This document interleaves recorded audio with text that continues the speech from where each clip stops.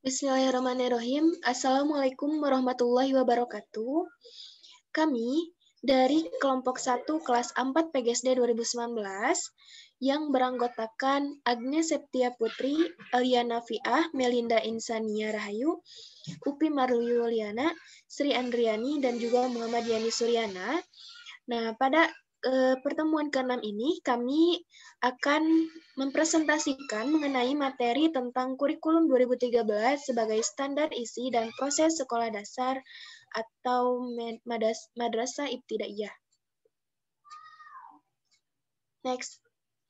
Pembahasan yang akan kelompok kami bahas yaitu ada tiga topik. Yang pertama yaitu mengenai pengertian kurikulum dan kurikulum 2013. Yang kedua, peranan kurikulum 2013 sebagai standar isi dan proses di sekolah dasar atau madrasah ibtidaiyah. Dan yang terakhir adalah peran yang melaksanakan kurikulum di sekolah. Next. Untuk yang pertama yaitu mengenai pengertian kurikulum akan saya bahas. Nah, perlu kita ketahui bahwa kata kurikulum sendiri berasal dari bahasa Latin yang kata dasarnya adalah kurir, yang berarti lapangan perlombaan lari yang ada garis start dan garis finish. Pada saat itu, pengertian kurikulum adalah jangka waktu pendidikan yang harus ditempuh oleh siswa yang bertujuan untuk memperoleh ijazah. Adapun pengertian kurikulum menurut Undang-Undang Nomor 20 Tahun 2003 bahwa kurikulum adalah seperangkat rencana dan pengaturan mengenai tujuan, isi, dan bahan pelajaran, serta cara yang digunakan sebagai pedoman penyelenggaraan kegiatan pembelajaran untuk mencapai tujuan pendidikan tertentu. Next. Adapun pengertian kurikulum menurut para ahli. Di sini kelompok kami mengambil 3 ahli. Yang pertama yaitu Profesor Dr. Henry Guntur Tarigan yang merupakan pakar linguistik atau penulis buku linguistik bahasa Indonesia. Beliau mengemukakan bahwa kurikulum ialah suatu formulasi pedagogis yang termasuk paling utama dan terpenting dalam konteks proses belajar mengajar. Yang kedua, ada Harsono tahun 2005. Beliau merupakan magister pendidikan bahasa Indonesia. Beliau mengemukakan bahwa kurikulum ialah suatu gagasan pendidikan yang diekspresikan melalui praktik. Pengertian kurikulum saat ini semakin berkembang, sehingga yang dimaksud dengan kurikulum itu tidak hanya sebagai gagasan pendidikan, namun seluruh program pembelajaran yang terencana dari institusi pendidikan nasional. Dan yang terakhir ada George Beckham tahun 1976. Beliau mengemukakan bahwa kurikulum diartikan sebagai dokumen tertulis yang berisikan seluruh mata pelajaran yang akan diajarkan kepada peserta didik melalui pilihan berbagai disiplin ilmu dan rumusan masalah dalam kehidupan sehari-hari. Next. Selanjutnya ada pengertian kurikulum 2013 yang akan dibahas oleh Eliana Fiah.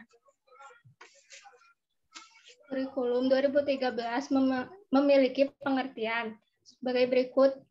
Kurikulum 2013 adalah kurikulum berbasis kompetensi yang dirancang untuk mengantisipasi kebutuhan kompetensi dasar. Kemudian ada kurikulum 2013 mempunyai tujuan untuk mendorong peserta didik atau siswa mampu lebih baik melakukan observasi, bertanya, bernalar, dan mengkomunikasikan atau mempresentasikan apa yang mereka peroleh atau mereka yang ketahui setelah menerima materi pembelajaran. Kemudian ada kurikulum 2013 merupakan tindak lanjut dari kurikulum tingkat satuan pembelajaran atau KTSP yang sebelumnya kurikulum berbasis kompetensi atau KBK yang pernah diuji cobakan pada tahun 2004. Sebagaimana amanat Undang-Undang 20 tahun 2003 tentang Sistem Pendidikan Nasional pada penjelasan pasal 35, di mana kompetensi lulusan merupakan kualifikasi kemampuan lulusan yang mencakup sikap pengetahuan dan keterampilan sesuai dengan standar nasional yang telah disepakati. Next, Mel.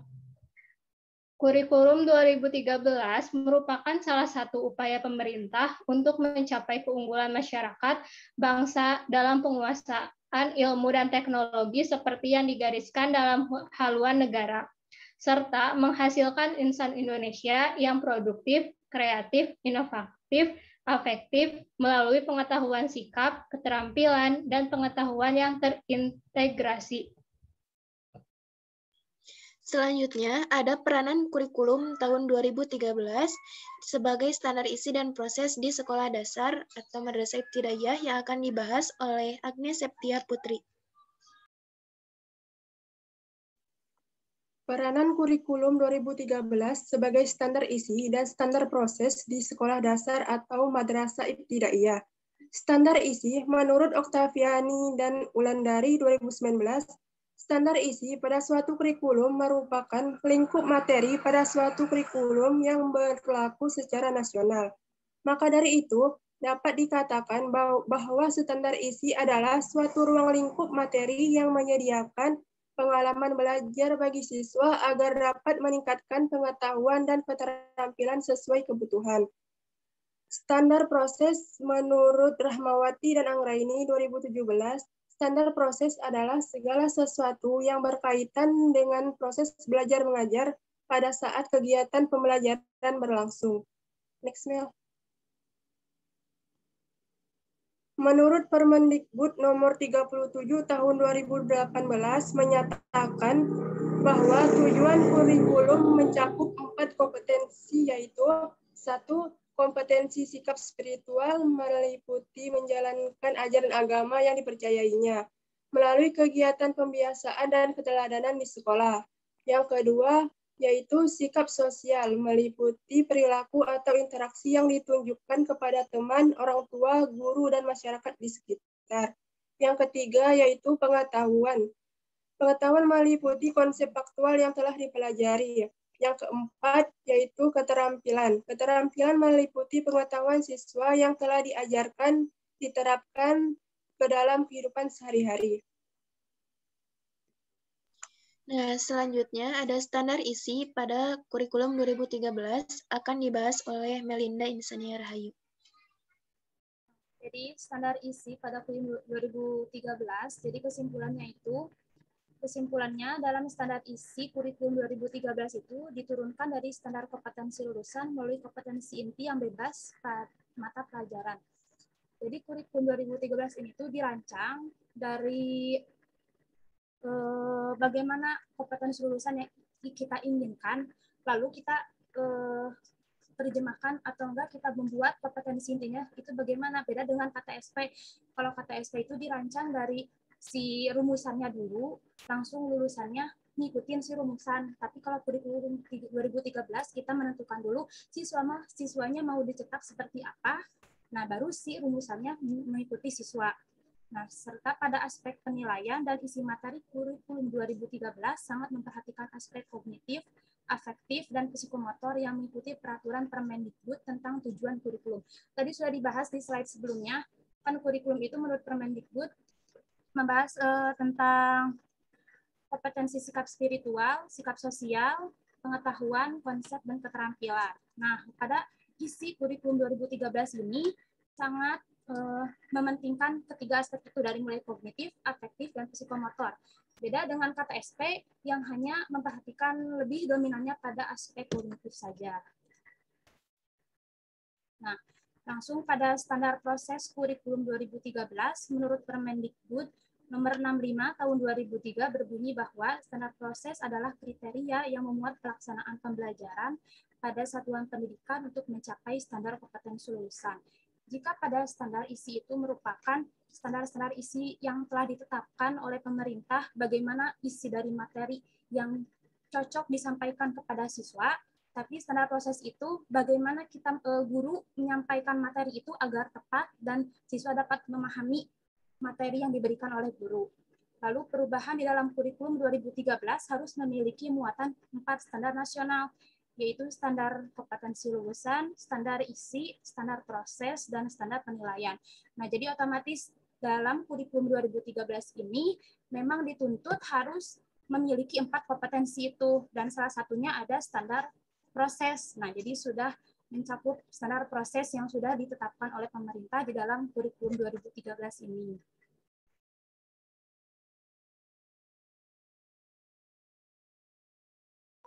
Nah, selanjutnya ada peran yang melaksanakan kurikulum di sekolah. Peran yang terlibat dalam pengembangan kurikulum akan dibahas oleh Muhammad Yani Suryana.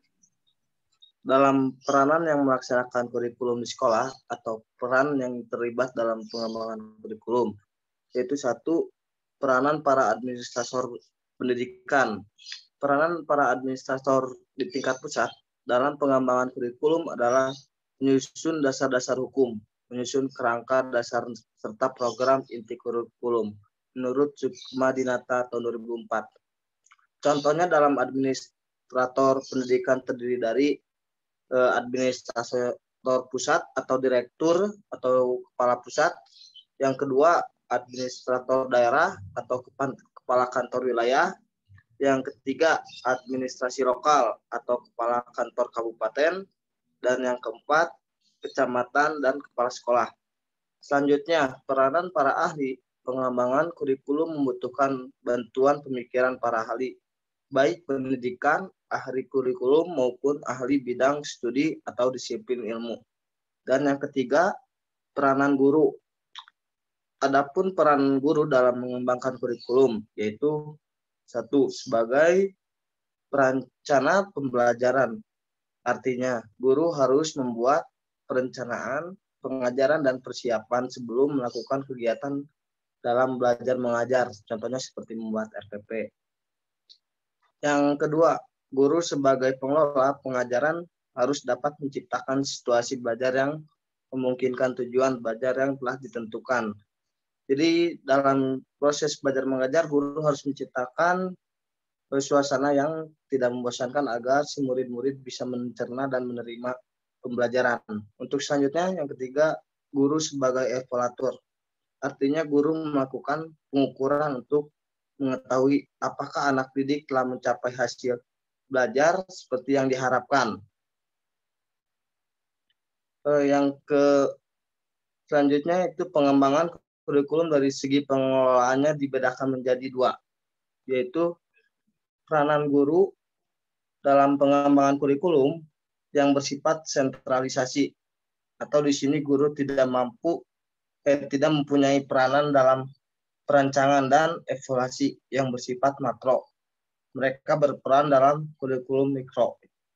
Dan yang kedua, peranan guru dalam pengembangan kurikulum desentralisasi, yaitu kurikulum desentralisasi disusun oleh sekolah ataupun sekelompok sekolah tertentu dalam suatu wilayah. Next. Nah, selanjutnya ada peran yang melaksanakan kurikulum di sekolah yang akan dibahas oleh Upi Mariuliana. Cek. Peran yang terlibat dalam pengembangan kurikulum. Yang keempat ada peranan orang tua murid. Peranan yang pertama, orang tua murid ini juga berperan dalam penyusunan kurikulum. Namun, tidak semua orang tua dapat mengikuti penyusunan kurikulum ini karena ada orang tua yang tidak bisa dan juga mempunyai latar belakang yang memadai. Yang kedua, ada kerjasama yang erat antara orang tua dengan guru. Kemudian yang nomor 5, peran komite sekolah. Yang peran komite sekolah ini mengacu pada peranan komite sekolah terhadap peningkatan mutu pendidikan melalui barang ataupun dana. Dana yang didapat diperoleh melalui iuran anggota sesuai kemampuan, sumbangan sukarela yang tidak mengikat, usaha lain yang tidak bertentangan dengan maksud dan tujuan pembentukan komite sekolah. Selanjutnya, peran pengusaha. Nah, peran pengusaha ini sudah tercantum di Undang-Undang Nomor 20 Tahun 2005, Sisdiknas Pasal 54 tentang peran serta masyarakat dalam pendidikan menyebutkan, ayat 1, peran serta masyarakat dalam pendidikan meliputi peran serta perseorangan, kelompok, keluarga, organisasi profesi, pengusaha, dan organisasi kemasyarakatan dalam penyelenggaraan dan pengendalian mutu pelayanan pendidikan. Ayat 2, masyarakat dapat berperan serta sebagai sumber, pelaksana, dan pengguna hasil pendidikan. Ayat 3, ketentuan mengenai peran serta masyarakat sebagaimana dimaksud dalam ayat 1 dan ayat 2 diatur lebih lanjut dengan peraturan pemerintah.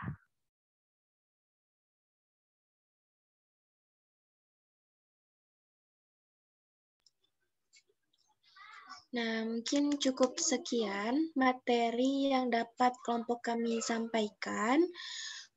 Kurang lebihnya mohon dimaafkan. Semoga materi pembahasan yang telah kami bahas pada kesempatan ini dapat bermanfaat untuk kita semua.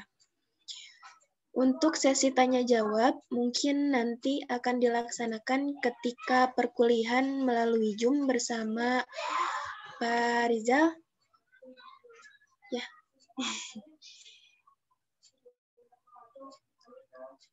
Mungkin cukup sekian. Kami izin pamit. Wassalamualaikum warahmatullahi wabarakatuh.